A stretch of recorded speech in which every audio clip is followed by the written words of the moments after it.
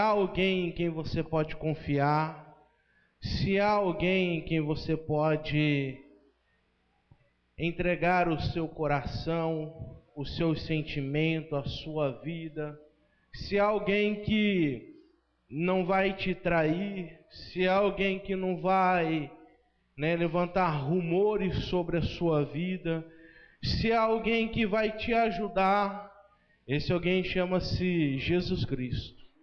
Amém, amados? Então nós oremos a Ele e entregamos a nossa vida a Ele, abrimos o nosso coração a Ele, porque Ele é digno de toda a honra, Ele é digno de toda a glória e de todo o louvor. Ele se faz presente neste lugar, Ele está aqui neste momento, através do Espírito Santo de Deus. A presença do Mestre Jesus está aqui. Amém, amados? Pai, no nome de Jesus Cristo, nós te louvamos e te engrandecemos. Senhor, sabemos que o Senhor é o dono de toda a glória, é o dono de todas as coisas. E diante de ti colocamos, Senhor, os nossos corações.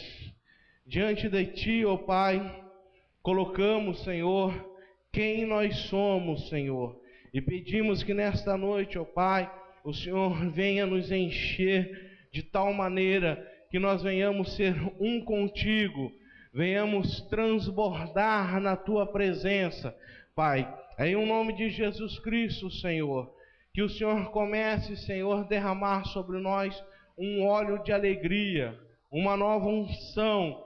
Em nome de Jesus Cristo, nós te louvamos e te agradecemos. Todos digam amém.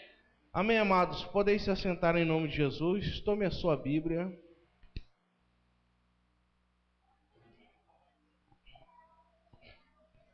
Amados, o mundo, existe um decreto, mas o que Deus fala para nós, através dessa mensagem de hoje, é que Deus muda o nosso decreto.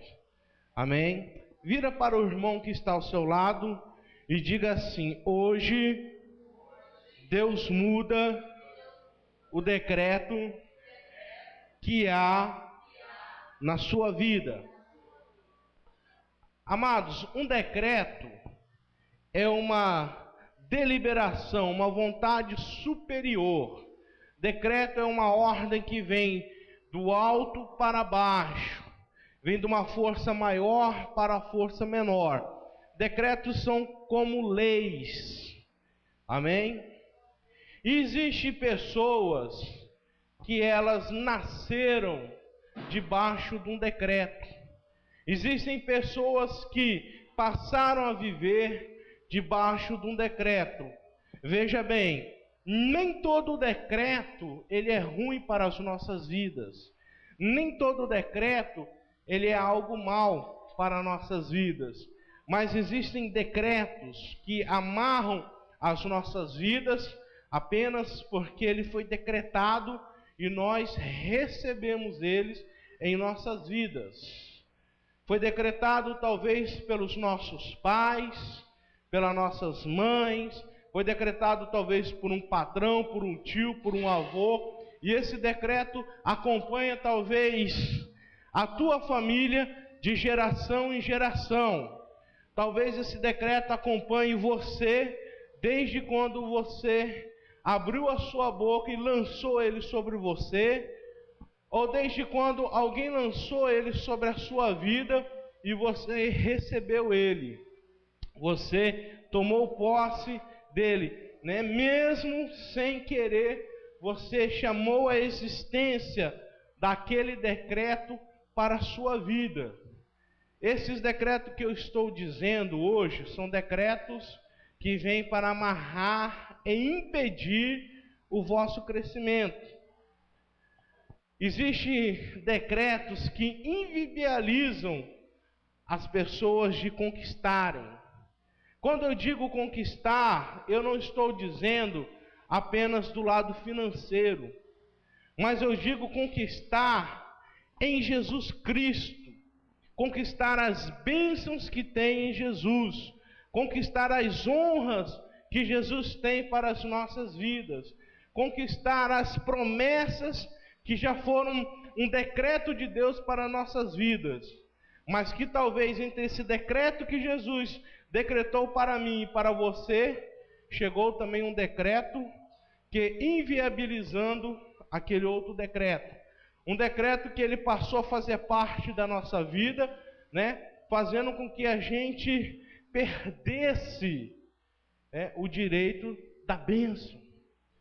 Ou passamos a viver um decreto que nos traz coisas ruins. E eu pergunto hoje para vocês, qual o decreto que está sobre a tua vida? Qual o decreto que está regendo você? O que está sobre a tua vida? Como está você hoje? Qual o decreto que tem sobre você? Há vários tipos de decreto que nos limitam. Mas qual está sobre a tua vida? Pastor, eu não tenho nenhum. Glória a Deus. Pastor, olha, eu acho que eu tenho. Então você vai analisar o que está decretado que não está deixando você fluir, o que não está deixando você romper as barreiras em Cristo Jesus. Eu quero perguntar para vocês nessa noite, se vocês estão felizes com o que vocês conquistaram em Cristo Jesus até aqui. Amém? Eu quero dizer para vocês que eu estou feliz por até onde vocês chegaram, mas eu me sinto frustrado, porque eu sei do potencial de cada um de vocês, e eu acho que vocês poderiam ter chegado mais longe. Eu creio no potencial que há na vida de cada um de vocês, e eu sei que vocês podem fazer mais e serem melhores. Amém? Você crê nisso? Glória a Deus. Então, amados, o que acontece muitas vezes é que estamos sendo presos e barrados. Na vida de Davi havia um decreto de rejeição. Ele era rejeitado pela tua família, porque Davi, ele era diferente de todos os seus. Os irmãos de Davi eram da linhagem dos judeus, dos israelitas, e eram homens altos e homens fortes. Mas Davi nasceu diferente. Davi nasceu um pouquinho, digamos assim, mirrado. Davi nasceu mais fragilizado, menor. Tanto que quando Samuel está na casa de Davi, que entra o irmão de Davi, Samuel olha e fala assim, com certeza é este que o Senhor tem escolhido. É forte. E Deus fala assim, olha, eu não vejo como o homem vê, eu olho o que está no coração. Então, quando ele é chamado, quando Samuel vai à casa de Davi e diz para Jessé, reúna todos os teus filhos. Jessé chama todos menos Davi. Por que ele chama todos menos Davi? Porque Davi era um rejeitado por ser diferente, por ter uma aparência exterior diferente à de seus irmãos, por ter uma aparência diferente, do seu povo. Davi era rejeitado. E quantos de nós que não somos rejeitados, às vezes por causa da nossa aparência? Somos rejeitados às vezes dentro da nossa casa, entre os nossos familiares, na sociedade em que vivemos, porque às vezes a nossa aparência é diferente do que se vê todos os dias. Isso é um decreto de rejeição. Muitos de nós somos rejeitados. Nós estamos aqui num grupo pequeno, mas se eu perguntasse quem se sente rejeitado pela aparência, eu tenho certeza que pessoas levantariam a mão aqui.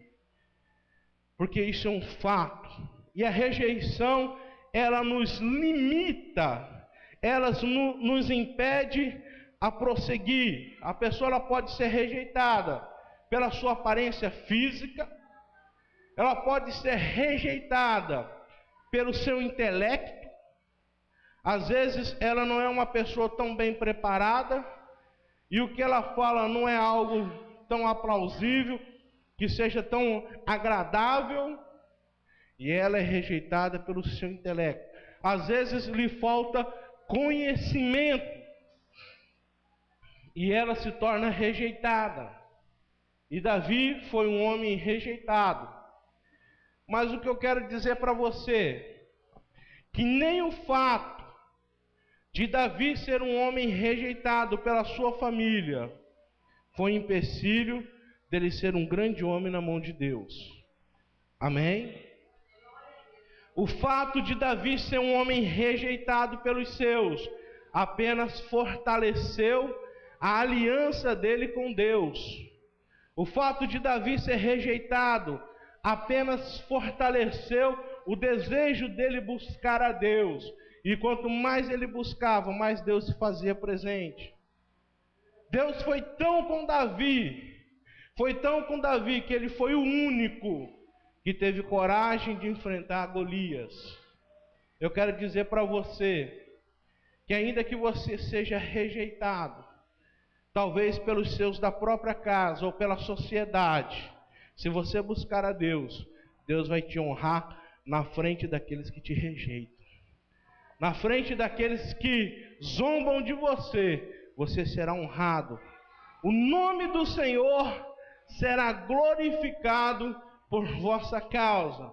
Nós temos José, tinha um decreto de exclusão de seus irmãos. Os irmãos de José excluíam José. Pastor, o porquê, pastor, que irmão de José era excluído do seu irmão? Não é a mesma coisa de ser rejeitado? Não, amados, porque aqui tinha uma certa situação. Davi, ele era rejeitado pela sua aparência. Ele nem sequer abria a boca. Mas José, ele tinha um detalhe, José falava demais. Deus deu um sonho para ele, que a espiga dele crescia maior que as outras, e as outras se prostravam. Ele corre e conta para os irmãos.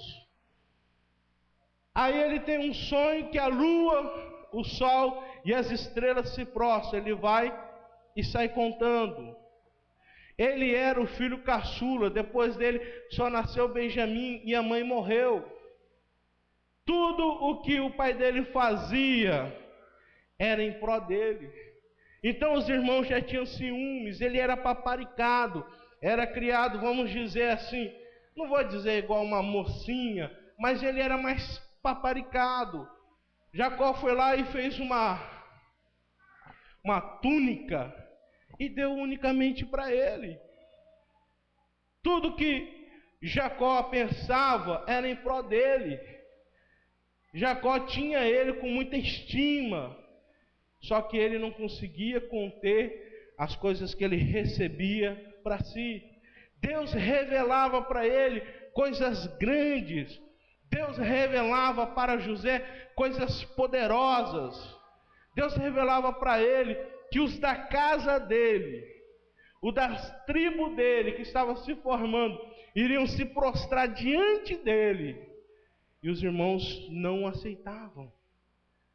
Os irmãos não estavam preparados para ouvir aquilo, ainda mais vindo de um moleque, ainda mais vindo de um rapaz que não tinha conhecimento, aquilo soava como afronta para os irmãos. E ele chega e diz: olha, o sol, a lua, as estrelas irão se prostrar diante de mim. O próprio pai se levantou contra José. O próprio pai se levantou contra ele. Ele era excluído da família, porque ele falava demasiadamente, falava demais. Aquilo que Deus traz às vezes para a sua vida, aquilo que Deus traz para você, você tem que saber para quem você conta, para quem você abre o seu coração, para quem você diz: olha, Deus tem falado assim comigo.